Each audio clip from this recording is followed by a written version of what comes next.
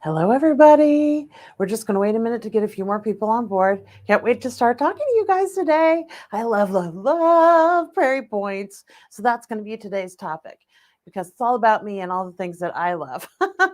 Hello, everybody. I'm Kathryn from the Sewing Studio Fabric Superstore in the Sewing Studio at Lady Lake. Thank you for joining me today. All right, today's topic is going to be Prairie Points. Specifically, I'm going to talk to you guys about doing continuous prairie points. So let's do a little close up over here, Miss Kelsey. This is where you can see the prairie points. By doing continuous prairie points, they're actually nested into one another. So if you look over here, this triangle prairie point is nested into that one, which is then nested into the next one, which so on and so forth.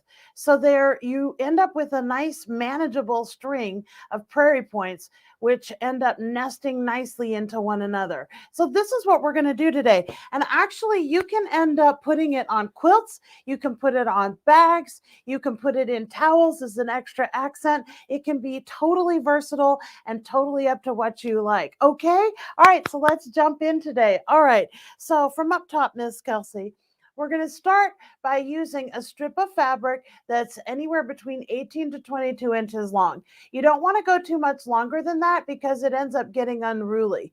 Please, please, please start your fabric. If you start your fabric, it's going to hold your pressing, which is very important with prairie points, much more easily. Okay. So once we've done that, we're going to have what I did for today was a 6-inch wide strip. And then we're going to have that in 3-inch squares, which ends up being 1.25 inches prairie point. Okay. So you're going to start by marking half of the width for the squares. So if I have a 6-inch wide strip, my squares are going to be 3-inch squares. So that's how we end up kind of doing the math on that one. All right. So we're going to first mark along the center of the strip. So that way we have a nice long mark on the center of the strip. Once we've done that, we're going to mark, and again, if I've got a 6-inch strip, actually it's 3 inches, not 3.5. So it'd be 3 inches, 3 inches, 3 inches, 3 inches, 3 inches. Once you've done that side, you're going to mark the other side. But when you mark the second side, if this is the first side, when you mark the second side, it's on the half. So it's right in the middle of the first square and right in the middle of the second square. So these end up being your squares on the second side of the strip, okay? Once you've done that, you're going to cut these random smaller pieces that end up not working with the width of your strip and your actual math of it. So again, if I have a 6-inch strip and I have a 3-inch square, if this is 2.5 inches, it's not enough. So I'm going to cut it off, okay? So you end up with a piece that looks something like this, where you have nice square pieces all along the way, and you've cut out your random bits, okay? So once we've done that, we're going to start by cutting perpendicular square lines into the center line. So if this is my strip, I'm perpendicularly cutting right here and right here and right here. So I'm cutting towards the center line in a perpendicular fashion. So these are all my squares on one side, and I will have cut the other, okay? Once you've done that, you're going to, on your one side, you're going to fold diagonally one corner towards the center line and press that whole side from right to left. Okay, so let's look at that. If I have my strip here, when I have it all flat, I'm going to take my right hand corner and fold it down to my left hand bottom, my right top to my left bottom, and then press that.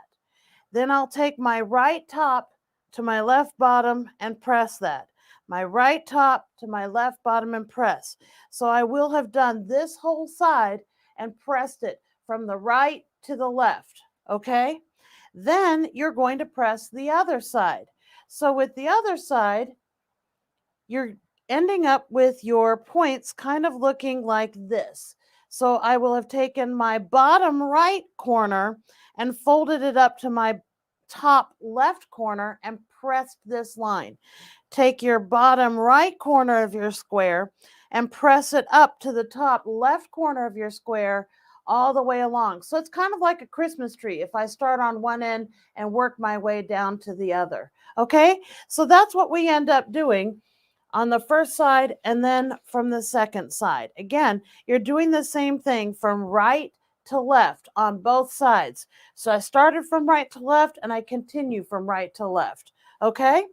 Once you've done that, you're going to repeat the process, folding to the center side. Now we're going to be working from left to right. This is where we create our little Prairie Point triangles. So I'm going to take the point, the top left corner, and I'm going to fold it in to the bottom right corner and press that part of my triangle. So once I've done that, I'm going to take my top left corner and fold it down to my bottom right corner. If you'll notice, these things are meeting right along that center line that we have marked. So again, you'll press that. And again, I've starched this fabric, but I didn't press it, and it's almost holding that fold because the Material Magic has held it so that it's nice and stiff and keeps the crease. Top left corner, bottom right corner, top left, bottom right, etc. So once I've done that side, I'm going to again go from left to right on here, bottom left to the top right, and press. Bottom left to the top right and press, etc., etc., etc. So I end up with all my little prairie points like that. Okay, so let me set that one aside. So this one was actually pressed last night. So here I have my little prairie points and it almost looks like a chevron. It's like a chevron, almost like Charlie Brown's shirt. So you end up with that. Now here comes the cool part. Once you've got it all pressed in and you've got your little double folds on your prairie points, you're going to, if you've got Wonder Clips, this is very helpful because they kind of help hold the crease for you. This is where we're kind of doing almost like weaving. We're going to nest one side into the other. So we end up having to tuck our points into each other by flipping up and down and up and down. So if this is my prairie point here that's open here, I'm going to flip my bottom point up and then rest the top point back down. So here I can go ahead and get my little Wonder Clip and pinch a hold of it. Now that I've got my two up, I kind of have to go down. So I flip it down, open up my second triangle, and fold down my third triangle, let go of my top triangle there so that it's folded up. So again, I can take my Wonder Clip from my point down to my corner here and hold it. Now I've got to fold up. So I'm going to take my third prairie point, fold the whole thing up, and open up my third prairie point and flip up my fourth prairie point. Let go of my corner there and take my Wonder Clip and pinch it. And you're going to continue that all along the way.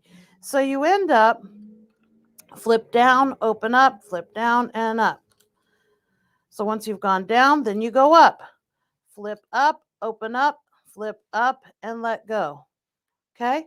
So once you've done that, you end up with your strip of prairie points there that you can now, once you've done that, go ahead and all you have to do just to help kind of manage these a little bit is that you'll sew about just 1/8 of an inch to kind of base this side to help hold the whole thing in its shape. Miss Kelsey, can we have an up close real quick? So here we have our prairie points that are nested into one another. So right here at this top edge, this is where we're going to be adding our 1/8 of an inch strip of sewing along here just to help manage the whole thing. And that's it. Again, like I said, you can tuck it into a towel. You can put it on top stitching around the top of a bag. You can add it as an accent wherever you'd like, into a quilt between your blocks and your sashings. And if you can do something like this, it ends up just being a really nice, lovely little accent that you can put anywhere. I hope you enjoyed today's instruction. Please, thank you so much for watching. If you can click on your like button or your share button, we sure would appreciate it. And don't forget to subscribe to our YouTube channel. It's very helpful for us. And there's other instructional videos and education and instruction and inspiration and all that stuff available for you. Thank you so much for joining me today, everybody. Have a great day.